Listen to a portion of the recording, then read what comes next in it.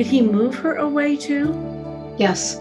Because I feel like she's not in her community either. Like he marries, controls, but very charming. I feel like the charmingness that, like in the beginning, he made her feel like she was the only one and the princess, but just started taking control over a period of time. And what's interesting, when I first felt Emily, I just felt like this caregiver, this great person, this intelligent person, and he just basically manipulated her mind and controlled that piece of it. And she goes, I know that. Did you even tell her you weren't sure about him? Yes. Because she says that you kept saying something doesn't add up. You and me chasing down forever after. Hello and welcome to Grieving to Believing. I am Deb Sheppard. There is absolutely no greater loss than that of a child, no matter at what age or under any circumstances. My mission has always been to bring parents healing and peace so that they can know that their children, their loved ones are okay. And so that you can start seeing signs and feeling them around you as well. For me, besides knowing that I'm going to be speaking to a mother or a father, I do not know who I'm going to be speaking to or the child that they lost. And perhaps other people are going to come through. So let's dive in and we're going to get started here. I'm Deb Sheppard. Who am I speaking with? Linda Hendrick. Hi, Linda. How are you? Hi, I'm good. How are you? I'm really good, but I want to tell you, first of all, my heart goes out to you for the loss of a child. That should never be any parent's journey with having children, correct? Yeah, it was tough. Yeah, absolutely. So most mediums all do a little bit the same work, but we get it differently. And so for me, I hear, see, taste, smell. So depending on your children and loved ones, they'll connect with different parts of my, what we call clairs, to interpret the messages. So the first thing I'm getting for you, Linda, is, are you a healer? Do you take care of other people? Yes. Because they're telling me that you are that caregiver. So for you, losing a child is so out of your content because you're the person that takes care of everybody, that everyone leans on you, is what they're telling me as well. And Yes. that always are that problem solver. Like, here's the situation, I'm going to figure it out, I'm going to take care of it. And with that, I feel like you have, they're telling me that you've done a lot of work around understanding the loss of your child, but I also feel like expanded a lot of other things in your life because of this experience. So they said it really opened up a ton of other doors. And I feel like people around you may be questioning things about you. Like, I don't know if it's things that you're learning to do or since it's happened, you've kind of made some changes and people are like, well, wait a minute, Linda, what's going on here? So what I'm getting is you've had a lot of transformation since this loss as well. Yes. Okay. Is this a girl that you lost? Yes. Okay. What's her first name? Emily. What a great child. I mean, huge heart. Was she a people pleaser too, like you? Yes. Okay. Because I feel like I'm very getting. How old was Emily before she passed? 22. 22. Okay. But I also feel like Emily was an old soul. Does that make sense? I would agree. There's a part of her that I feel like she kind of had her own way of doing things. And you're like, Emily, what are you doing? She's like, well, I just want to see this. I want to try this. I want to experience this. So to me, she was that creative person that didn't just go mainstream. She just didn't follow everybody else. This wasn't a person that said, I want to fit into everybody else's needs, because that's just, she was beyond her years that way, because it's not until you're in 50s that you finally say, I don't care what other people think. But I feel like it was way before that. And she's also the person that I feel like she had a voice for people that couldn't have a voice for themselves. So if anyone's being bullied, or there was someone that she thought shouldn't be treated that way, she would definitely either speak up, or she feels like she would put her arm around him, like, I got you. I'm going to take care of you. So very much like her mom in that way as well. She's doing this with her hair. So this is obviously something that was important for her to kind of brush the hair aside. She's not telling me how she passed yet, but I just like her personality. This is also someone that was smart, did her job, did her stuff. At the same time, she's questioning, like when she's doing something, she goes, is this really necessary for my life? So I feel like she questioned things, but not in a but your head way. Like she just didn't want to have an argument to have an argument. She would be curious, like, why are you doing this? What, Yes. what's the intention of this? I keep getting the word fair. I just wanted it to be fair. I just wanted people to have the fairness. And I feel too, she's at a place in her life where I'm getting, it's time for this. It's almost like, what's the next venture? What's the next step? And we all have those times in our life where we're going to go to college, we're going to get married, we're, whatever the stories are. But she feels like, I was looking forward to this next piece. I wasn't this lost person. I had everything in front of me. I was excited about what was going to happen for me. And she just said, wow, not what anyone expected. Like, wow, this feeling from her. Was this unexpected for you? Yes. Because I feel like not everyone's prepared for her. This is how I get that. Like, we're not prepared for this thing to happen. And my head really hurts with her as well. I'm getting a lot around my head energy, the feeling around my head. And she also is giving me the sense of like, it couldn't be managed, or it couldn't be changed, or it couldn't be fixed. So, when we get more information, hopefully that will make sense. But I really want you to know, she says, I was disappointed when I died because I had a life ahead of me. But she goes, I also understand. So there's a feeling of, like I said, her personality is, I want to know more. I want to understand this, but obviously tragic to the family for sure. She's just showing me her head, but that's it. She needs you to know that it was peaceful for her. Like, I don't feel like there was worry about her passing. She's bringing through an older male for her. Is this like your dad, or is this your grandfather? I'm getting an older male for her coming through. It could be my father. Oh, so your father's passed? Yes. Okay, so you don't have to like your dad for him to come through. Good. So, because they change when they're over there. So if she's there with grandpa, she's making that so that there's a validation. She says, yes, that he really wasn't a parent figure in your life. Does that make any sense? So either he wasn't there, or you didn't take on the responsibility. And he says, you were 180. You chose to be opposite of whether it was your mom and dad both, or at least your dad, but you were hands-on.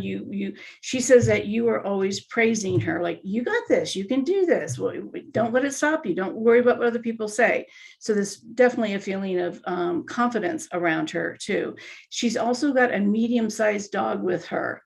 So this could be a dog from your childhood, doesn't have to be hers, but she's bringing through a medium-sized dog. Does that make any sense for you? Yeah. Okay. Did someone get shot? She did. Okay. Oh, I'm really sorry. Okay. Was this by someone she does not know? Her husband. Her husband. Okay, so it was her husband, someone that she knew. Okay, hold on here. Oh, she was getting ready to leave? Yes. Okay, because she says that you were telling her it's time to move on, like time, and you were trying to help her. Did he suicide too? Yes. Because she says, if he wouldn't have, I would have come back and haunted him. Sorry. I believe it. Okay. And she says that you had fear that this might happen. Yes. In the sense of, you didn't think he would go that far, but I definitely feel that he was not. Oh, she even told the police that there was a fear. Because I feel like she's got everything in alignment, but does she just go back for something, or she just, like, she's getting ready to go? I just feel like it was like one of those choices, like, I should have just stayed here. I should have not interacted again, is the feeling I'm getting. But I feel like he would have followed her. He would have found a way. Does that make any sense too? Yes. And why would I be seeing a parking garage?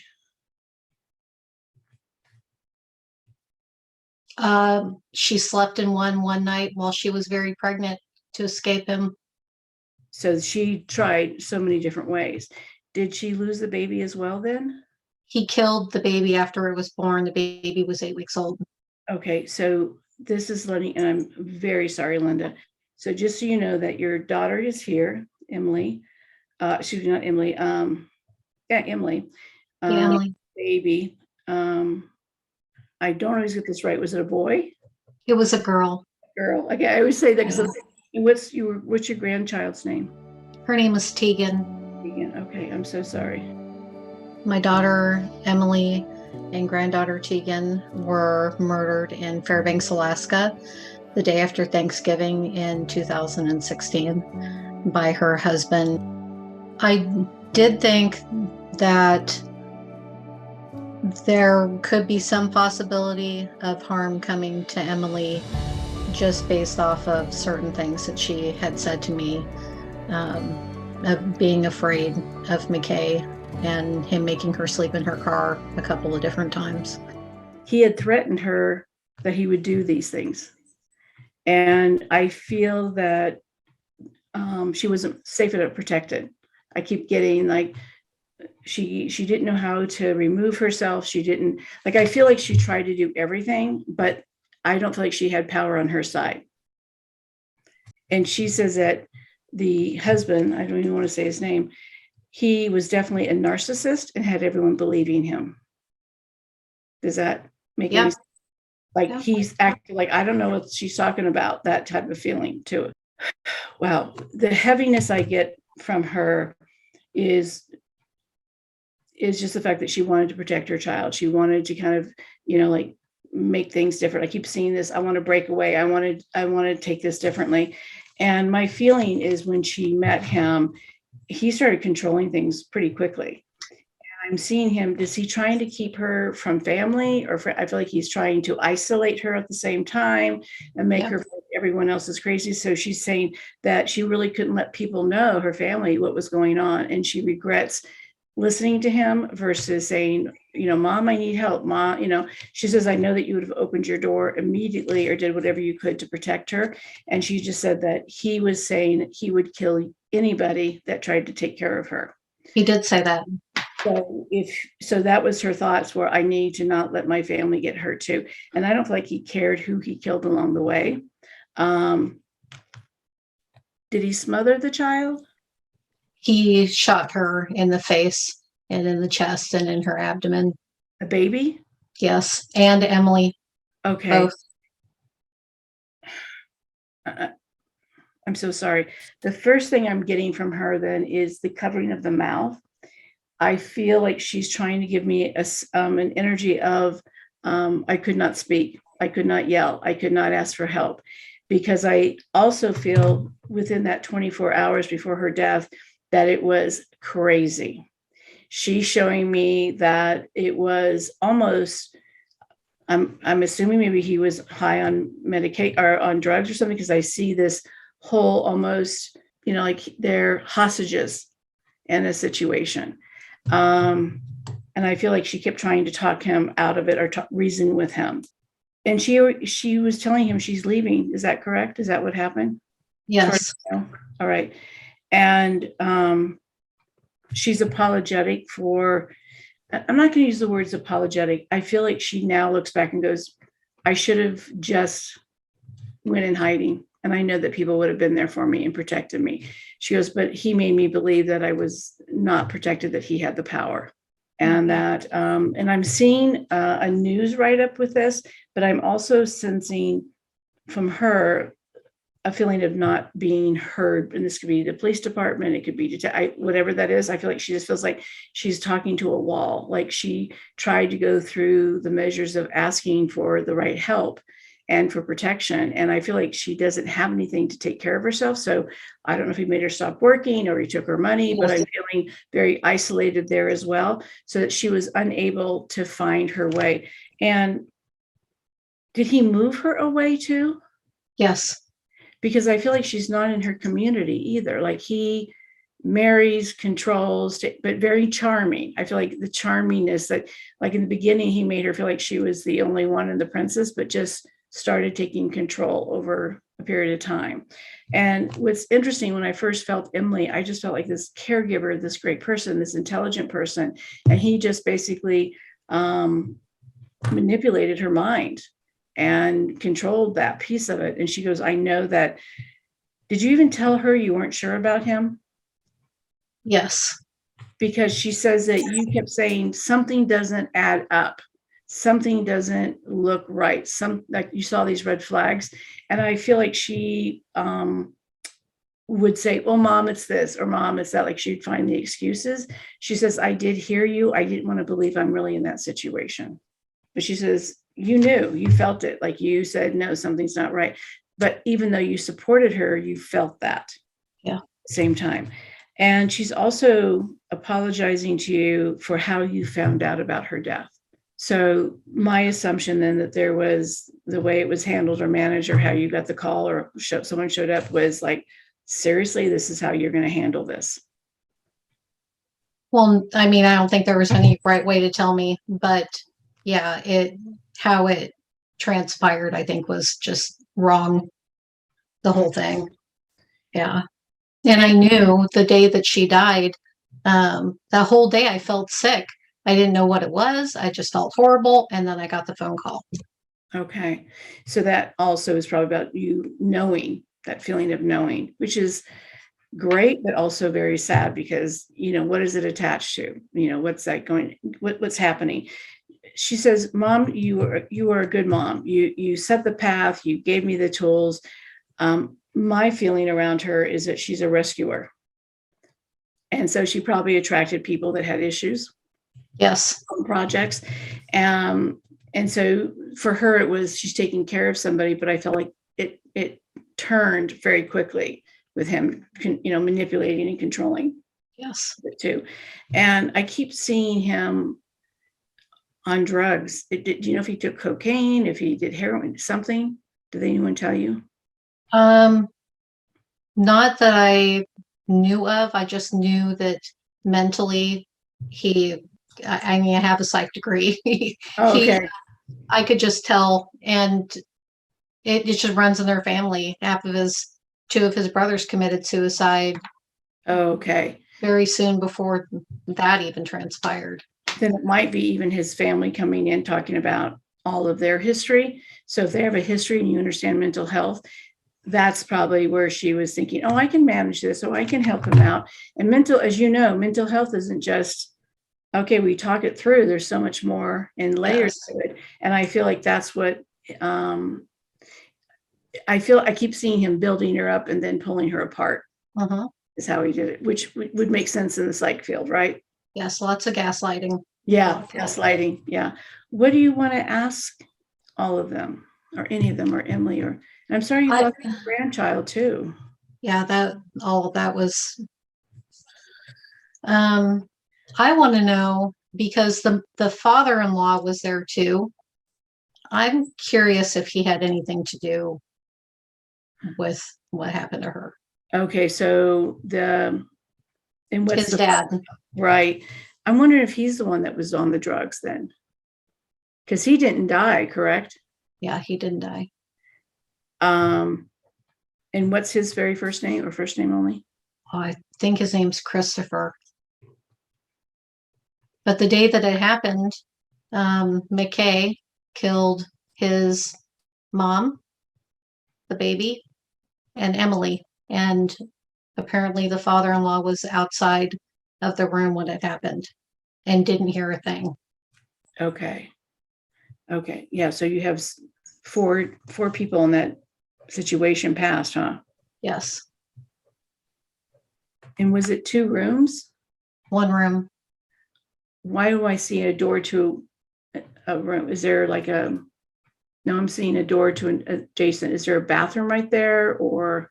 I believe so. I couldn't go there after it happened. Absolutely. But I'm feeling of like 2 different locations where maybe the shooting was taking place, that maybe it ended up in 1 room, but I'm seeing a second room as well for this. What I get with the father, do you know the monkey that says, I see nothing, I hear nothing, I say nothing? And that might be too why Emily was covering her mouth about the quietness of the father-in-law not doing anything. Okay. And I also feel that you know how your dad could be difficult? Yeah. I think Christopher, if you look at his children, of what happened to them, I think he definitely wasn't a good father in that family scenario. So you're seeing, I almost feel like Christopher enjoyed the craziness a little bit. Does that make any sense? Like the drama? Yeah. And so for him, it was almost the instigator of things. Okay. But pulling back, going, oh, I don't know anything. And I'm going to go back to it being really quiet because Emily has shown me again that scene of maybe Christopher was in the space, because I don't feel like it's a big space. No. So how could you not hear something going on? And that's why I keep getting to, oh, I'm wondering if Christopher was on a room adjacent to what was going on. Do you know if he was like in the next room? He said he was in the hallway when Which it happened. Well, still in the hallway next to bedrooms. It's not a Yeah. big house. You're going to hear things. Because I don't feel like it happened really quickly. I feel like there was at least a few minutes between each of the shootings, and that Christopher could have done anything in that time frame. And I also feel like he saw it escalating before it happened. Okay. I'm very sorry. How would I know if she's ever around me? Because we've seen things in the house since then that have just kind of made me scratch my head. I'm like, what was that? I am seeing the wings, which usually means birds or butterflies in that sense too. So if you're seeing that, and not every butterfly is her, but yes, absolutely. But Emily has a strong spirit. Part of it is just now that you're getting some validation that I can connect with her, it'll allow you to, when you feel her or think about her, that's going to be like, oh yeah, she's here to talk to me. The shadows that you may see are usually on the peripheral of your vision. And so you may see that, which could be her, but it's her way of saying, hey, mom, I'm getting your attention. So for us, especially if you've lost a child, you're thinking she wouldn't show up that way, but that it is a way to get your attention. And she's also saying that you fought for what was needed after she died. So this could be regarding her remains or the child's or what needed to be done and the closure of everything. But she says that you really stood up and defended her. Yeah. So she's doing this. Thank you so much, Mom. Thank you. How do you feel to hear from her? It feels good. I thought maybe I would cry. I don't want people to think that I'm a cold person, because I'm not. I have done a lot of my own inner work with this, and I honor her in so many ways. It feels really good to get the validation. And I'm glad you've done the work. They don't want us to always be in that place that we can't, pull up ourselves and still have a life. They want you to have done the work so that you can be in this place and here. So you're showing other parents that it's possible. And she said you've done a lot of work since then.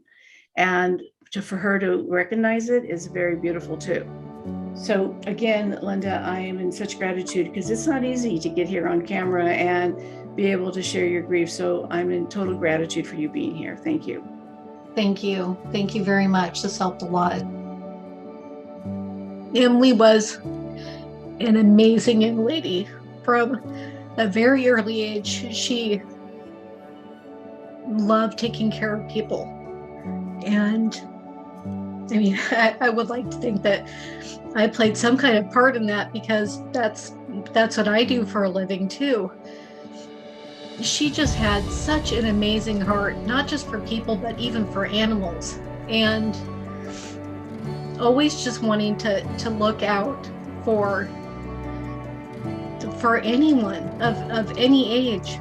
There was a lot of validation that came through that I needed, not just for me, but I think other people going through that. God, I've done so much work on myself since that happened. And I wanted to turn such a negative thing into a positive. And Deb made me feel like what I was doing was really honoring my daughter in that process. And I feel like I'm doing that now too, bringing awareness to domestic violence and just being able to speak your truth and reach out for help. And she just said, Deb said so many things that were just so on point for me that it really brought through the essence of my daughter. I'll never forget that. When I spoke with Deb, she did tell me that I would know that Emily is around when that she sends me butterflies. And matter of fact, I went outside as soon as I was done with my interview, and I opened my front door, and right there at my front door was a huge, beautiful butterfly. That just felt so amazing. I probably look crazy to my neighbors, but I'm like, Emily, thank you for being here. Thank you for all of this. And I also shouted out, Deb, you're amazing. I mean, she couldn't hear me, but that's what I did. And since then, even with one of my children that still lives with me, my son Chance, he said that he's been having butterflies that come and land on his window. So connecting, even today, I just go outside and I tell her, hey, I love you. And thank you for coming through. And I'm going to do my best to make what happened to you not happen to other people. I'm always in great gratitude that a parent is willing to be here with me so that I can be the bridge between both worlds, the spirit world and the earthly world. It's allowing parents and family members to know that their loved ones are still with them and that they are at peace so that we can continue our journey here on this earth plane. So even though our loved ones are on the other side, we always want to remember that they are still by our side. Please continue watching us on Grieving to Believing. I am Deb Sheppard.